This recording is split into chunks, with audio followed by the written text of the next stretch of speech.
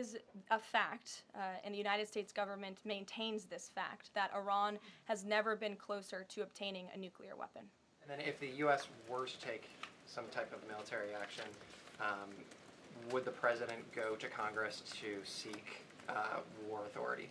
I'm not going to engage in hypotheticals. I gave you the statement from the president. He'll make a decision within 2 weeks. Thank you, Caroline. Sure. Go ahead. Thanks, Caroline. Mary and then Elizabeth. Two questions, one on Iran and then the second on something Jasmine Crockett said this morning. So given that we know the Iranian government did order an operative to assassinate the president, is there concern that Iran might respond with non-traditional military ways to some kind of strike on Iran, such as another assassination attempt? And has the Department of Justice looked into this last attempt on the president's life? I believe Secret Service and the FBI have looked into the 2 assassination attempts that took place against the president, both of which were sad days in our nation's history. So I would defer you to the Department of Justice on where those investigations stand.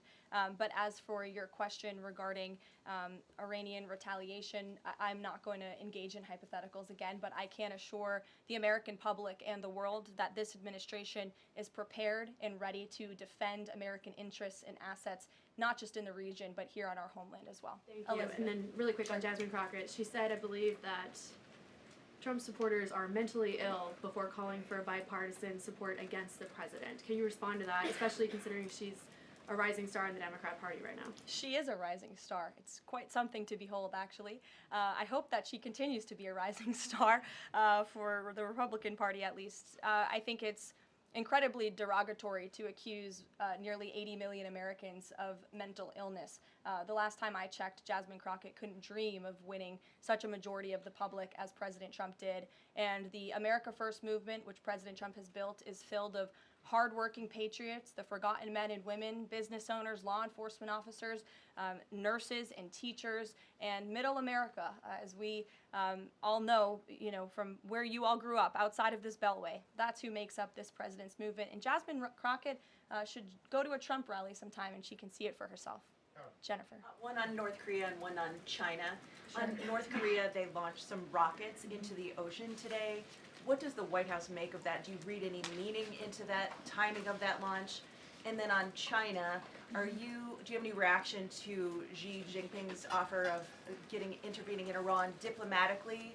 And are you seeing any signs that China would get involved militarily to support Iran? I don't believe we're seeing any signs of that at this moment in time. As for Xi Jinping's offer, I will leave it to the president to respond to that himself. As for your question about North Korea, we are monitoring the situation. The Trump administration is in close contact with our new South Korean counterparts as we work together to deter our adversaries and preserve a free and open Indo-Pacific. And no matter where, our adversaries and our allies alike know that President Trump will not tolerate threats against our interests on his watch, even as he works to resolve the wars that he inherited. Alex, go ahead, and then I'll come to you. Thank you. Is the president concerned about the economy if farms and hotels, et cetera, struggle to find workers? The president's always concerned about the economy. That's on his mind every day. He wakes up, he checks the markets, he checks wage growth. As I pointed out, it's a record high today for middle class and American workers. So the president's always wanting to ensure that we have a strong and robust economy for the American people and worker, and we do.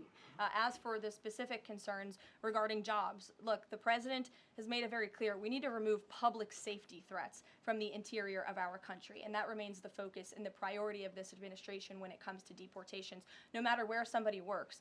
If they're an illegal alien rapist or murderer that was allowed into this country in the past 4 years by this administration, the American people want those types of criminals to be deported from our country, and that's what the president is backing ICE to do. Thanks. There was an apparent skirmish between the Chinese and the Philippines in the South China Sea. Just curious if you had any reaction to that, and if the steps you're taking towards the Middle East right now are reducing your capacity to deal with that situation. I believe that happened as I was preparing and coming out here, so we'll get you a response to that. Certainly we have one, and our teams are always monitoring situations all around the globe. Okay, and then one more just on Iran. Just over the past 24 hours, we've seen some Israeli strikes on Natanz, Isfahan, and Kondab nuclear facilities. Is there any assessment just of how effective or what the result of those strikes will be? What I can share is that the IDF and Israel, I think, have exceeded a lot of people's expectations in their ability to really hinder Iran's nuclear facilities, but also they've taken out key people in the Iranian regime's leadership as well. So this is something, of course, we are monitoring and watching every day, and the president was just in an intelligence briefing. He continues to be briefed by his National Security Council, and he will throughout the duration of this war and conflict. And he also remains in constant communication with our Israeli counterparts, most notably Prime Minister Benjamin Netanyahu.